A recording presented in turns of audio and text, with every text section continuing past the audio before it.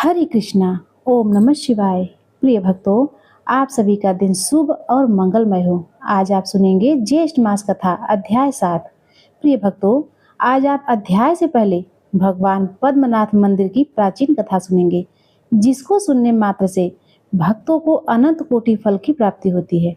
प्रिय भक्तों, भारत के केरल राज्य के तिरुवनंतपुरम में स्थित श्री पद्मनाथ स्वामी मंदिर आज दुनिया के सबसे अमीर मंदिरों में गिना जाता है। इसके बंद दरवाजे और गुप्त तहखानों की कथाएं तो आपने बहुत सुनी होगी, किंतु क्या आप जानते हैं कि इस दिव्य कथा की स्थापना के पीछे एक ऐसी कथा है जो आपको आश्चर्य में डालने वाली है। यह कथा एक परम भक्त के धैर्य की, एक नन्हे बालक की शरारत की और भगवान के उस विराट स्वरूप की, जिसे देख लेने के बाद इंसान के पास मांगने को कुछ शेष नहीं बचता। आज के इस वीडियो में हम इतिहास और पौराणिक कथाओं के उन पन्नों को पलटेंगे जहां अनंत काटू के घने जंगलों में साक्षात विष्णु भगवान प्रकट हुए थे। आज से हजारों साल पहले की बात है।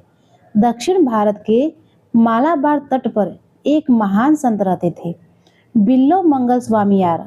वे केवल एक साधु नहीं थे, बल्कि भगवान विष्णु के एक ऐसे अनन्य भक्त थे जिनके हृदय की हर धड़कन में ओम नमो भगवते वासुदेवाय गूंजता रहता था। बिल्व मंगल जी की एक इच्छा थी, भगवान विष्णु के साक्षात दर्शन। वे घंटों ध्यान लगाते, शालिग्राम शिला की पूजा करते और अपनी आंखों को बंद करके उस छवि को निहारने की कोशिश करते जो ब्रह्मांड के पालनहार की है। उनकी भक्ति इतनी शुद्ध थी कि स्वयं देवलोक में भी इसकी चर्चा होने लगी। किंतु भगवान की लीला बड़ी विचित्र होती है। वे भक्त की परीक्षा लिए बिना उन्हें दर्शन नहीं देते। एक दिन जब स्वामियार अपनी दैनिक पूजा और संध्या वंदन कर रहे थे, अचानक एक छोटा सा बालक उनकी कुटिया में आया। वह बालक अत्यंत सुंदर था। उसकी आंखों में एक ऐसी चमक थी जो साधारण मनुष्य में नहीं होती। स्वामियार ने सोचा कि शायद आसपास के किसी गांव का बच्चा है। उन्होंने उसे वहीं रुकने की अनुमति दी, किंतु वह बालक बहुत शरारती था। वह स्वामियार आंखें बंद करके मंत्र पढ़ते तो बालक कभी उनकी पूजा के फूल बिखेर देता है, कभी शालिग्राम शिला को उठाकर कहीं छिपा देता, तो कभी उनके कान में फुसफुसा कर उनकी एकाग्रता भंग कर देता। स्वामियार कई दिनों तक यह सब सहते रहे। उन्हें उस बालक से प्रेम भी था, लेकिन उनकी पूजा में विघ्न पड़ रहा था। एक सुबह जब स्वामियार ने ध्यान लगाने की कोशिश की, तब बालक ने उनकी सबसे पवित्र शालिग्राम शिला को अपने मुंह में डाल लिया। क्रोध के वश में आकर स्वामियार ने बालक को धक्का दे दिया और डांटते हुए कहा, जाओ यहाँ से, तुम मेरी भक्ति में बाधा डाल रहे हो। बालक रुका। उसकी आंखों में एक रहस्यमय मुस्कान आई और उसने वह कहा, स्वामी, अगर तुम मुझे दोबारा देखना चाहोगे तो तुम्हें अनंत डाकू अर्थात अनंत के जंगल में आना होगा। इतना कहकर वह बालक पलक झपकते ही गायब हो गया। बालक के गायब होते ही स्वामियार का हृदय कांप उठा। उन्हें तुरंत एहसास हुआ वह कोई साधारण बालक नहीं, बल्कि स्वयं भगवान थे। उन्होंने रोते हुए भगवान से क्षमा मांगी। वे पागलों की तरह उस जंगल को ढूंढने निकले, जिसका नाम उन्होंने पहले कभी नहीं सुना था। अनंत काटू। वे मीलों पैदल चले, कांटों भरी झाड़ियों से गुजरे। उनकी भूख प्यास मिट गई थी। वे बस एक ही नाम पुकार रहे थे, हे नारायण, हे अनंत शयन। चलते चलते वे अरब सागर के तट के करीब एक ऐसे जंगल में पहुंचे जहां पहले कभी कोई नहीं गया था। वहां उन्होंने देखा कि वही बालक एक विशाल महुआ के पेड़ के नीचे खड़ा है। जैसे ही स्वामियार उसकी ओर दौड़े, वह बालक उस पेड़ के तने में समा गया। अगले ही पल वह विशाल पेड़ जड़ से उखड़कर जमीन पर गिरा और देखते ही देखते वह लकड़ी का पेड़ सोने की तरह चमकती हुई एक दिव्य प्रतिमा में बदल गया। स्वामियार के सामने वह दृश्य था जिसकी कल्पना किसी इंसान ने नहीं की थी।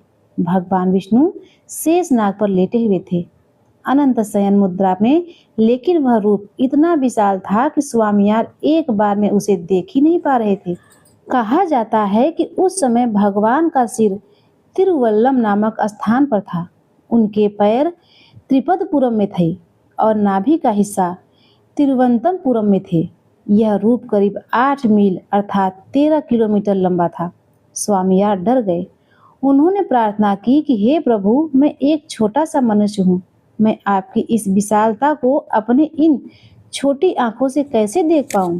कृपया भक्त पर कृपा करें और ऐसा रूप धारण करें जिसे मैं अपनी दृष्टि में समा सकूं। भक्त की पुकार सुनकर भगवान विष्णु ने अपनी माया समेटी और 18 फीट की उस दिव्य प्रतिमा के रूप में स्थापित हो गए, जो आज हम मंदिर के गर्भगृह में देखते हैं। इसी स्थान पर आगे चलकर भव्य मंदिर का निर्माण हुआ। पद्मनाथ का अर्थ है जिनकी नाभि में कमल अर्थात पद्म निकला हो, जिस पर ब्रह्मा जी विराजमान है। इस कथा का सबसे महत्वपूर्ण हिस्सा 1750 ईस्वी में आया, जब त्रावणकोर के शक्तिशाली राजा मार्तंड वर्मा ने एक अभूतपूर्व निर्णय लिया। उन्होंने अपना पूरा राज्य, सारी संपत्ति और अपना ताज भगवान पद्मनाथ के चरणों में रख दिया। उन्होंने खुद को पद्मनाथ दास घोषित किया, जिसका अर्थ है भगवान का सेवक। तब से आज तक त्रावणकोर राजघराना इस मंदिर की रक्षा एक ट्रस्टी के रूप में करता है। यही कारण है कि इस मंदिर की संपत्ति को कभी किसी राजा या सरकार ने नहीं छुआ, क्योंकि यह सब भगवान की अमानत मानी जाती है। प्रिय भक्तों, श्री पद्मनाथ स्वामी मंदिर केवल सोने और खजानों का मंदिर नहीं, यह प्रतीक है उस अटूट विश्वास का जहां भगवान एक बालक बनकर अपने भक्त से मिलने आते हैं। प्रिय भक्तों, भक्ति में अहंकार की कोई जगह नहीं है, और जब हम कुछ त्याग कर ईश्वर की शरण में जाते हैं तो वे हमें अपना विराट स्वरूप जरूर दिखाते हैं। प्रिय भक्तों, पद्मनाथ स्वामी मंदिर की केवल अपनी पौराणिक कथा के लिए ही नहीं, बल्कि उन 6 गुप्त तहखानों के लिए भी चर्चा में है, जिन्होंने पूरी दुनिया को आश्चर्य में डाल दिया है। इन तहखानों को वाल्डस कहा जाता है, जिन्हें ए से एफ तक नाम दिया गया है। साल 2011 में जब सुप्रीम कोर्ट के आदेश पर इन तहखानों को खोला गया, तो जो सामने आया उसकी कल्पना किसी ने नहीं की थी। सोने के प्राचीन सिक्के, हीरो से जड़ित मुकुट, भारी आभूषण और शुद्ध सोने की मूर्तियां।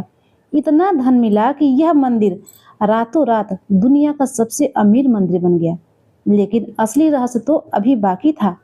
5 तहखाने तो खुल गए, लेकिन जब बारी आई वर्ल्ड बी की, तो आधुनिक विज्ञान और सरकार ने कदम पीछे खींच लिए। इसे 7वां दरवाजा भी कहा जाता है। इस दरवाजे पर ना कोई ताला है, ना कोई कुंडी और ना ही कोई नट बोल्ट।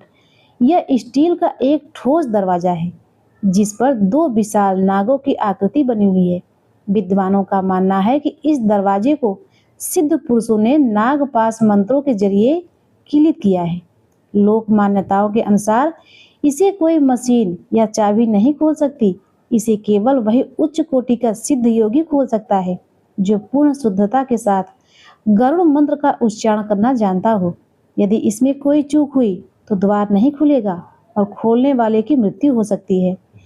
त्रावणकोर राजघराने और स्थानीय लोगों का मानना है कि इस दरवाजे को जबरदस्ती खोलने की कोशिश करने से समुद्र का जल स्तर बढ़ सकता है या कोई बड़ी प्राकृतिक आपदा आ सकती है।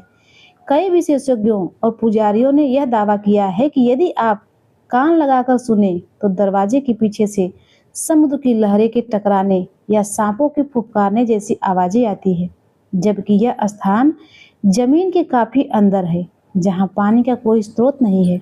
आज भी वर्ल्ड बी का वह दरवाजा एक अनसुलझी पहेली बना हुआ है। यह हमें याद दिलाता है कि दुनिया में कुछ शक्तियां ऐसी हैं जहां विज्ञान का तर्क समाप्त होता है और श्रद्धा व रहस्य का साम्राज्य शुरू होता है। अंत में चाहे वह अद्भुत खजाना हो या रहस्यमय दरवाजे, यह सब उस परम सत्ता भगवान श्री पद्मनाथ की लीला का एक छोटा सा अंश है। इस पावन कथा और उन रहस्यों के श्रवण मात्र से मनुष्य के अंतर्मन की शुद्धि होती है। जो भक्त पूर्ण श्रद्धा के साथ इस कथा को सुनते या पढ़ते हैं, उस पर भगवान श्री पद्मनाथ की विशेष कृपा बनी रहती है। उन्हें न केवल इस संसार में सुख और सुरक्षा प्राप्त होती है, बल्कि अंततः उन्हें उस अनंतपुर अर्थात वैकुंठ धाम की प्राप्ति होती है, जहाँ केवल आनंद और शांति का वास है। तो प्रेम से बोलिए पद्मनाथ भगवान की जय। प्रिय भक्तों, अब सुनिए आज का अध्याय। दंडी ने श्री ब्रह्मा जी से पूछा, हे ब्राह्मण, आपने आदित्य क्रिया योग को मुझे बतलाया है, अब आप यह बतलाने की कृपा करें कि भगवान सूर्य उपवास से कैसे प्रसन्न होते हैं। उपवास करने वाले के लिए क्या क्या नियम है, क्या क्या त्याज्य है, आराधना में क्या क्या करना चाहिए, इनका आप विस्तार पूर्वक वर्णन कीजिए। दंडी की बात सुनकर श्री ब्रह्मा जी इस प्रकार बोले, हे दंडन, भगवान सूर्य पुष्प आदि द्वारा पूजन करने से ही प्रसन्न हो जाते हैं और उत्तम फल देते हैं। पापों से रहित होकर सद्गुणों का आश्रय ग्रहण कर सभी भोगों का परित्याग करना ही उपवास कहलाता है। अतः ऐसे उपवास से क्यों नहीं मनवांछित फल प्राप्त होगा। 1 रात, 2 रात, 3 रात या नक्त व्रत करने वाला निष्काम होकर उपवास कर मन वचन और कर्म से सूर्य नारायण की आराधना में यदि तत्पर रहे तो ब्रह्मलोक को प्राप्त कर सकता है। यदि साधक किसी कामना से दत्त चित्त होकर भगवान सूर्य की उपासना करता है तो प्रसन्न होकर भगवान उसकी मनोकामनाओं को पूर्ण अवश्य कर देते हैं। अंधकार का नाश करने वाले जगदात्मा सूर्य नारायण की तन्मयता पूर्वक आराधना के बिना किसी भी प्रकार की सद्गति नहीं मिलती। अतः पुष्प, धूप, चंदन, नैवेद्य आदि से भक्ति पूर्वक सूर्य की पूजा और उनकी प्रसन्नता के लिए उपवास करना चाहिए। उत्तम पुष्प के न मिलने पर वृक्षों के कोमल पत्ते अथवा दुर्गा कुर के ही पूजन कर लेना चाहिए। पुष्प, पत्र, फल, जल जो भी यथाशक्ति मिले उसे ही भक्ति और श्रद्धा के साथ भगवान सूर्य को अर्पण करना चाहिए। इससे भगवान सूर्य को अतुल तुष्टि प्राप्त होती है। सूर्य नारायण के मंदिर में सदा झाड़ू देने पर धूलि में जितनी कणिकाएं होती हैं उतने समय तक सूर्य के समान होकर वह स्वर्ग में रहता है। मंदिर के छोटे से भाग का भी मार्जन करने पर अर्थात साफ सफाई करने पर उस दिन के पाप से व्यक्ति मुक्त हो जाता है। जो गोमन गाय के गोबर से, मृतिका अथवा अन्य धातुओं के चूर्णों से मंदिर पर उपलेपन करता है वह विमान पर चढ़कर सूर्य लोक में जाता है। मंदिर में जल से छिड़काव करने वाला वरुण लोक में निवास करता है। जो लेपन किए हुए मंदिर में पुष्प बिखेरता है वह कभी दुर्गति को प्राप्त नहीं होता। मंदिर में दीप प्रज्वलित करने वाला व्यक्ति सभी ऋतुओं में सुखप्रद सवारी प्राप्त करता है। ध्वजा चढ़ाने वाले के ज्ञान और अज्ञान सभी पाप पताका की वायु से हिलने पर ही नष्ट हो जाते हैं। गीत, वाद्य और नृत्य के द्वारा मंदिर में उत्सव करने वाला उत्तम विमान में बैठता है। गंधर्व और अप्सराएं उसके आगे गान और नृत्य करती हैं। जो मंदिर के पुराण का पाठ करता है उसे श्रेष्ठ बुद्धि प्राप्त होती है और वह जातिस्मर अर्थात सभी जन्मों की बात जानने वाला हो जाता है। इस प्रकार सूर्य की आराधना से जो चाहे वह प्राप्त कर सकते हो। इनकी आराधना से कई लोग गंधर्व, कतिपय विद्याधर, कतिपय देवता बन गए हैं।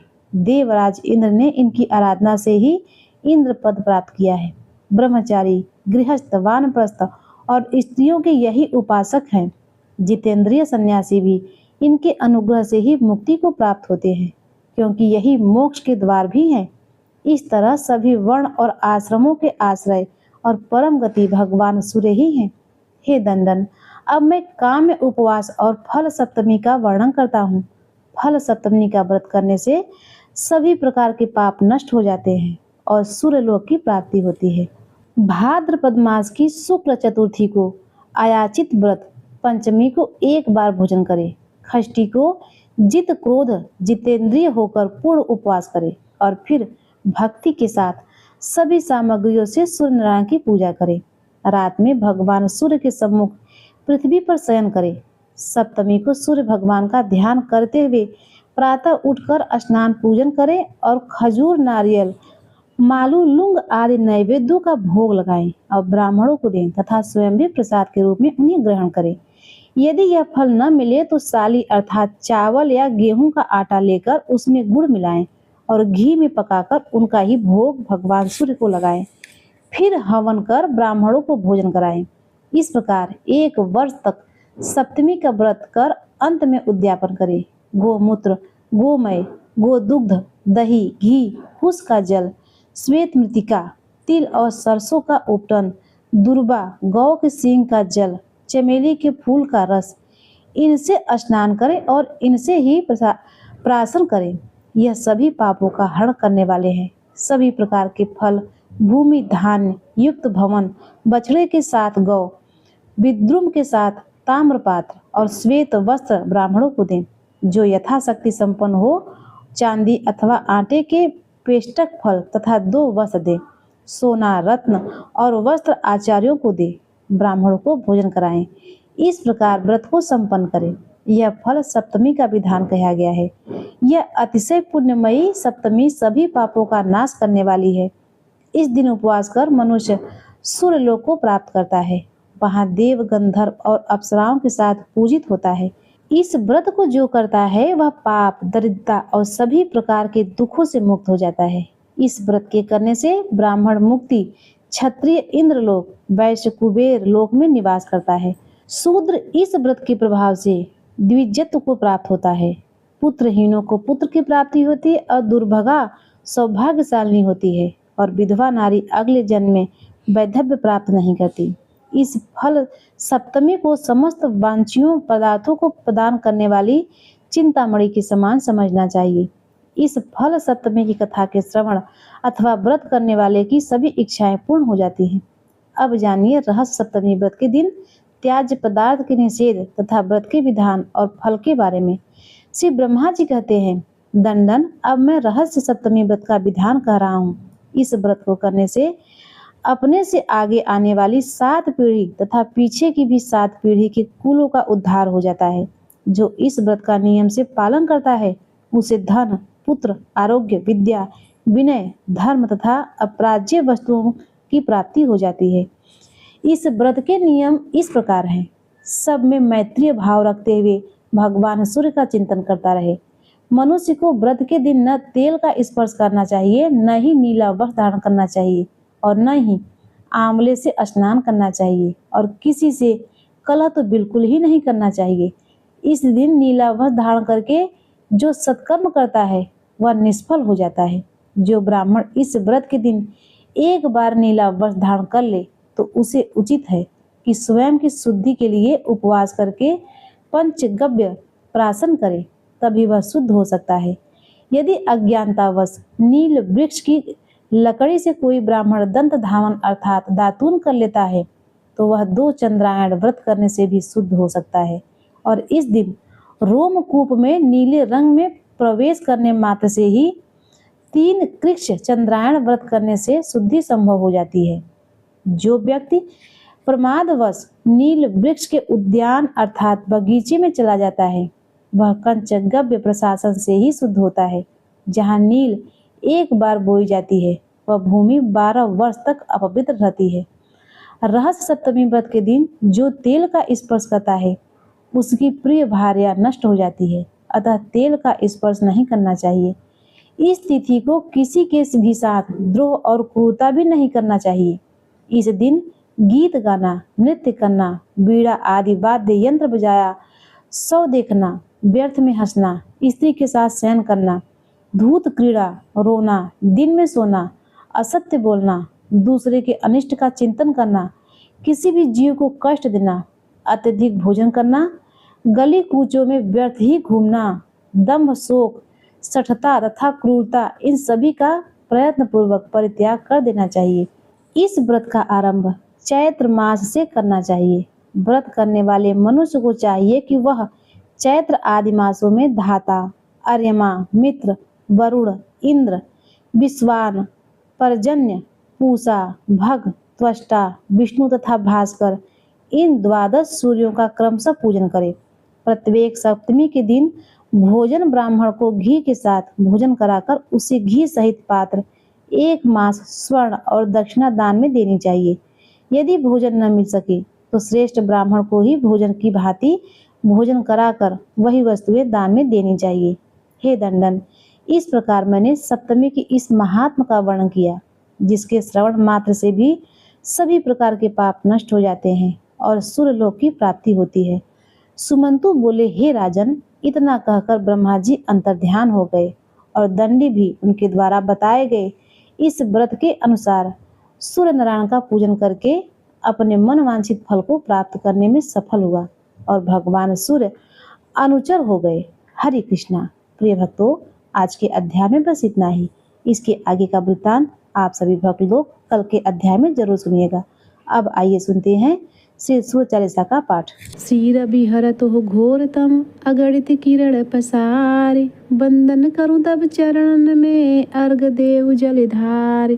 सकल सृष्टि के स्वामी हो सचराचर के नाथ, निस दिन होत तुमसे ही होवत संध्या प्रभात।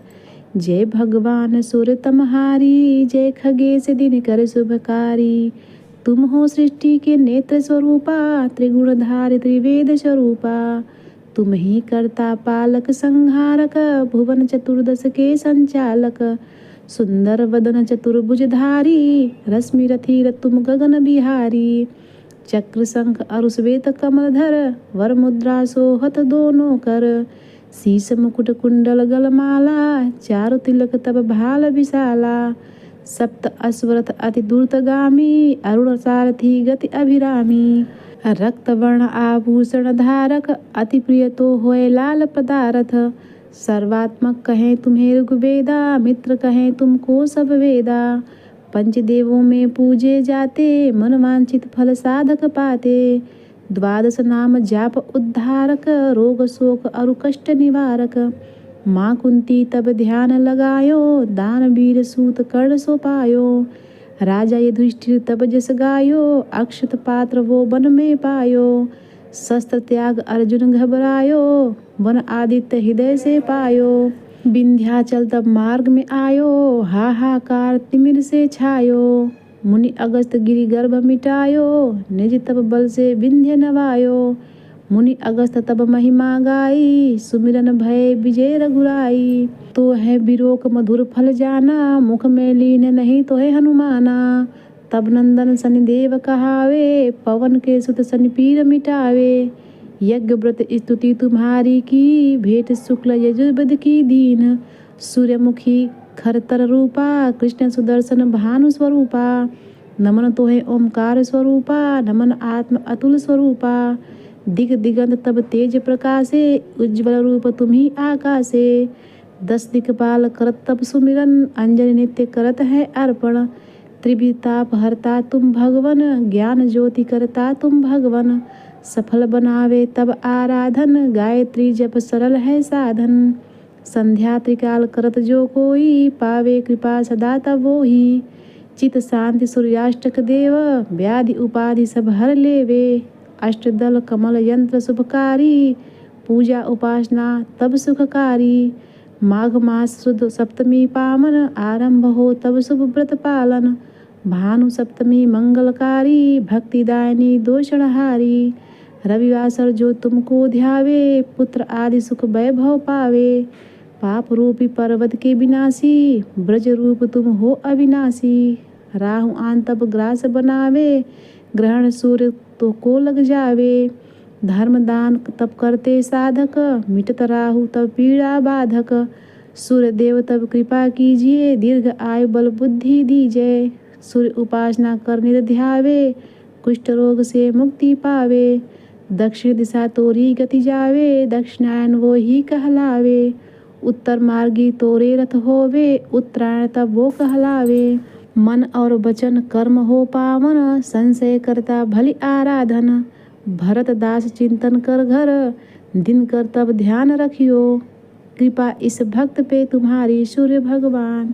प्रिय भक्तों, अब आइए सुनते हैं सूर्य देव की आरती का पाठ। ओम जय सूर्य भगवान, जय हो दिन करे भगवान। जगत के नेत्र स्वरूपा, तुम हो त्रिगुण स्वरूपा।